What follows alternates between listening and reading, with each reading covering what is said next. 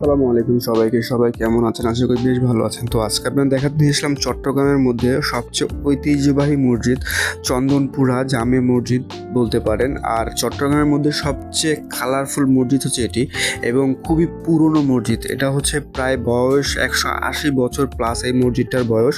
তো আজকে চেষ্টা করলাম পুরো মসজিদটা আজকে আপনার দেখাবো। তো বাইরে থেকে যখন দেখাচ্ছিলাম পুরো দেখুন কতটা সৌন্দর্য আমাদের মসজিদের। তো এটা শেষ করে যখন ভিতরে গেলাম তো ভিতরে যাওয়ার মুহূর্তে দেখুন কতটা যে সুন্দর এবং কতটা যে কালারফুল করেছে এই মসজিদটা।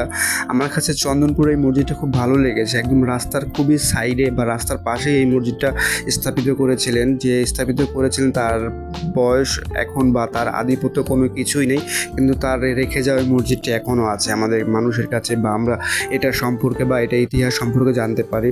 তো আসলে চেষ্টা করি আজকে আপনাদের কাছে পুরো ভিডিওটা দেখানোর, বা ঘুরে ঘুরে যতটুকু সম্ভব হচ্ছে আপনারা দেখুন। আর ভিডিওটা কেমন হলো অবশ্যই কিন্তু কমেন্টে জানাবেন। ধন্যবাদ সবাইকে।